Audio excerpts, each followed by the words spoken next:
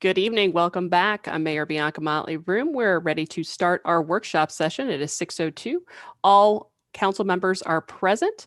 The first item on our workshop agenda is a continued discussion on proposed amendments to the alcoholic beverage ordinance governing alcohol sales in the city of College Park at establishments that do not typically serve food. Ms. Miller, who's going to be leading this discussion? I believe I am, Madam Mayor. All right, Mr. Denmark, go right ahead. And good evening, Mayor and Council. This is, again, a continuation of our conversation as it relates to potential amendments to the alcohol ordinance. When we last met, there was discussion about coming back with a draft. A draft would have required a complete rewrite of the alcohol ordinance, which may or may not be consistent with the desires of the Mayor and Council. What we have done and presented to you this evening is two options, an option A or an option 1 and an option 2 for refining the alcohol ordinance. And in each of the options, we have 3 tiers, a tier 1, 2, and 3, and classifications within those tiers. And option 1 and option 2 are identical except for the on-premises consumption a portion, which is tier 2 in blue. You will notice that in option 2, we do not even list categories of business. It's just an A, B, and a C based on the percentage of alcohol sales, of food sales are required. So under this model, and this is kind of based on flowing out of the discussion between the Mayor and Council at the last work session. Under this model, it doesn't matter whether you call yourself a restaurant or a bar or whatever you call yourself. It's not driven by the classification of the business, but rather it's driven by the food sales and the nature of the alcohol consumed on premises. And so, for instance, we have under tier 2, a maximum of 49% under A, maximum of 49% of annual revenue derived from alcohol sales. And then below that in B, 30%, and in C is 10%. And so individuals and businesses would qualify based on whether or not where they fit there. Now that's a system that we haven't seen anywhere else. Well, the council will decide whether that's a direction you want to go in, but we have not seen any other communities, either in Georgia or elsewhere that we've looked, who've adopted a model like this. This is one of the things that kind of grew out of the discussion, and it would create certain challenges, but that may be the direction that we would want to go in. Whereas in option 1, for the on-premises, we have the actual categories. Under A, we have a restaurant, which has to have at least 51% of the receipts from food sales. A hotel and motels listed, a lounge, private club, athletic club, caterer, and so on and so forth. We just have a number of categories under on-premises consumption. Where the two options are virtually identical is in tiers 1 and 3, where we have classification set forth as it relates to food sales. Alcohol sales, package sales, and for both packages and on premises. We have some categories or classifications there that we presently don't have. For instance, you will note that in tier 3, we have brew pub listed, which we currently don't have. Breweries, distilleries, growler shops, etc. And so both options would expand the class of businesses that would qualify for on-premises consumption or for package sales and on-premises. And as the chart breaks down whether whether food sales would be required and in what amounts. And so what essentially, in order to do a draft, we would love to get some direction from the Mayor and Council in terms of what you like, what you don't like, and it could be a hodgepodge that we kind of put together and kind of get you to where you want to go. And there's always the option to stand pat and do absolutely nothing. Feedback from the body. Any questions? Any thoughts? Well, I sent to Danielle a number of comments, and I don't know whether she shared those with you or not, Winston, but I like the format. This is exactly what I was personally thinking would be a good way to portray the information rather than rewriting the whole thing and keeping rewriting it until we got something we like. I might suggest that we added one column that would say what the percentage of alcohol actually was, or the percentage of sales actually was. That might even simplify it a little more. And what you may find is that there are some classes that come out of the option 2. I agree with you. I don't think option 2 is going to mesh well with state law or other regulations. So but there may be some way to come up with classes that could be and that may could be derived, and that may come from when we start seeing what we're zeroing in on, whether it be brew pubs or not. The other thing I had said was that at the end, that the groups, brewery through distillery, growler shop, farm winery, they also ought to be possibly considered in the package sale category, so that those options would exist. So you could have a winery that just did package sales that was a winery, but that didn't have on-site consumption. So you could add that. I like the approach. I think we can comment intelligently on. I'd like to hear what other people here have to say. I'm a little, and this is in relation to what we're already doing, but when we say that 51% of your receipts have to come from food sales, and I know that's where we are right now, what are we doing to enforce that? Can anyone answer that question for me? My understanding, Mayor, is that we do an audit based on their sales, and that at least for the people who retail it or sell it in a restaurant, we get records from the wholesaler as to what the wholesale sales were to the establishments. Now, I don't know whether anybody else has any more knowledge, and that's old knowledge. That's something from several years ago we have talked about, but that's my recollection of how we are able to enforce it. Okay. Now, when you generate your own, then it's a different situation, right? Certainly. If you have a restaurant at the farm, let's say, and now how do you measure what percentage of the sales come? I don't know. You would do an audit of the books like we do financially in other areas. If we had Althea on, she could perhaps answer that question better. But I think we do have a way of auditing it.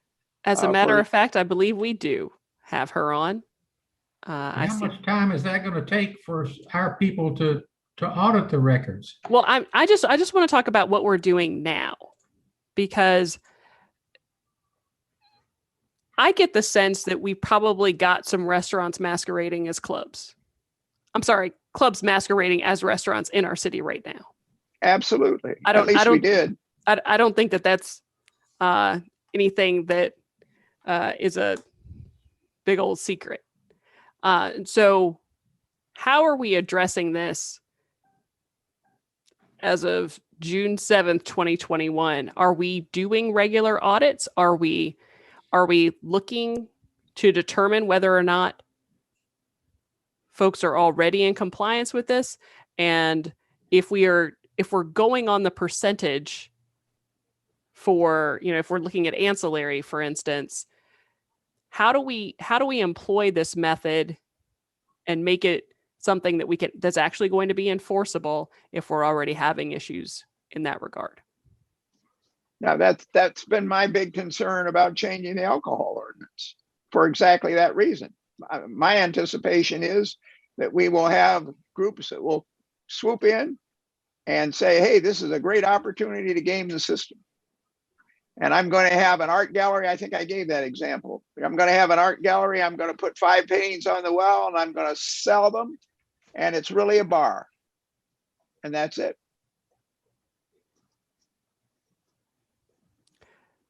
Can Ms. Lord Bradley enlighten us on this, or is she available? Can you call her? She may not either be able to hear us or may not be there. Yes, Mercedes. I can hear you. Oh, hello.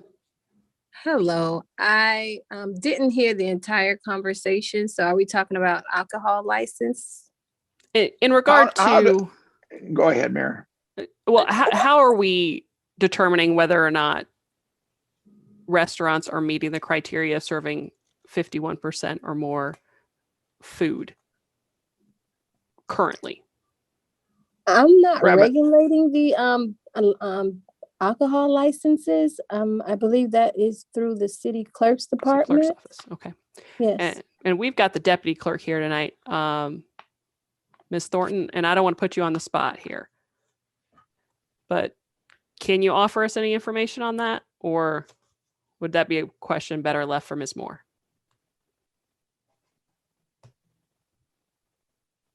Good afternoon. Yes, that would be a question I have to get with the city clerk on, because there is certain criteria that they have to meet in order to be able to have that option. Mayor, I will address it at the next meeting on workshop. Okay. So there's some answers. Thank you. Appreciate it.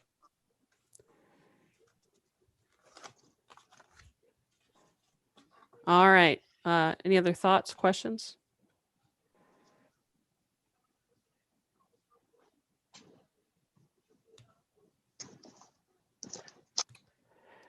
Well, I'll just reinforce what I said before. You're absolutely right, Mayor. We have businesses that are trying to get around the ordinance by masquerading as restaurants. We've had serious problems with that. Chief Kuznacki, I'm sure, can comment on that from his past experiences as deputy chief. So there are people waiting to take advantage of loosening if we cannot enforce it. That's a real concern. Madam Mayor, it might make sense then to explore what we're currently doing, because I guess we're thinking about enacting potentially some changes to do some things, but we might want to figure out what we're doing now and make sure we have a system that we can enforce presently, and then if we're going to do things differently, expand the classifications, we have a better sense of what we're able to do for these new classes, since we know what we're doing presently. Well, I think we can walk and chew gum at the same time. I don't necessarily think that we have to sit this aside, but I think we have to sort of have them as parallel missions, right? That we need to make sure that what's on the books is enforceable, and what we're doing, and figure out exactly what we're doing to make it enforceable, while at the same time kind of thinking about the future. And I think that we're doing that. We're contemplating this here. I think we can do both. We can have conversations about both. But I do want a better understanding of how we make that determination about the 51%, because it seems like that's a little murky for me at this juncture. Well, Mayor, I think it's true, not just for the 51%, but I think it's for any percentage that we sent. The different suggestions on here talk about, for these different businesses, like a dog park or like one of the other businesses that they refer to, what percentage are they selling? We have to either, if they're selling and not manufacturing, then we have to be able to audit, as I think we are now, the wholesale sales to that restaurant. And as I recall, I remember a discussion several years ago of analysis. Well, how many ounces of alcohol go into this kind of a drink? And therefore you can figure out how much roughly they're selling that drink for. and how much profit they're making, et cetera, et cetera. So there has been analysis done on that. The difficulty arises when you start having smaller businesses like a dog park, for example, that they want to buy their liquor at, I don't know, a local package shop and They can't sell do it. that. They can't do And that. Can't do that. That's illegal. But whatever they do, we have to make sure that we have access to those records and they agree to it. And maybe that's a condition of the license. Well, I mean, if they're doing that, if a business was doing that, then they get their alcohol license pulled. So, I mean, that's just, you can't do that. So if they are getting it from a wholesaler, then when they get their license, if they don't already, they sign an agreement that says we get to audit the wholesale records. There's ways of doing it. Where you run into problems is where you have a local winery, like at the farm, and there's probably arrangements with the federal government. If you're making alcohol, I'm sure you have to have a license to do that. This is not an area that I'm familiar with, but then they must certify to the federal government how much they manufacture. So there's ways of getting at it. We just have to make sure that everybody understands it and that we can enforce it. It makes no sense. Right. I agree with you. I think you and I are in agreement on this. I think we are largely in agreement, and we'll get a little bit more information. I feel like this is the longest workshop session discussion we've had and going and continuing. But I do think it's important that we get this right and make sure that we are thinking about this from a lot of different angles. Anybody else have anything to add? Hearing nothing, we're going to move on to item number 2, consideration of proposed revisions to the City of College Park Purchasing Department policies and procedures. Mayor, Mr. Moody is on the line. We've already put this before you. We just wanted to know if there were any changes, and then we will vote on it in the regular session. Mr. Moody, good evening. How are you? Good evening, Mayor Council. You're glowing. There's some sunlight coming in. Yes, there's my halo. There we go. Does anyone have any questions for Mr. Moody on any of the changes or any parts of this manual? I've asked the questions. I've given him a lot of feedback. He's incorporated it. I'm a happy camper. I think we're ready for prime time. I think Mr. Moody has done a labor of love, an incredible job putting this thing together. It's a lot of work.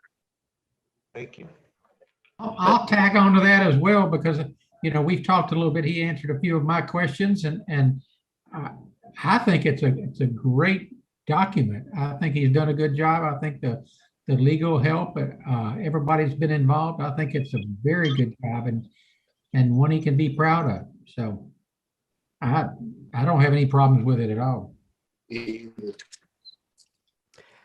Well, it sounds like we need to change number 2 to praise for Mr. Moody and the job that he's done and gratitude for that. Did anyone have any edits or any questions? All right, hearing none. Thank you again, Mr. Moody. Appreciate it. Appreciate all of your hard work. We know months have gone into this, so we appreciate that, and we'll have it for consideration at the regular session.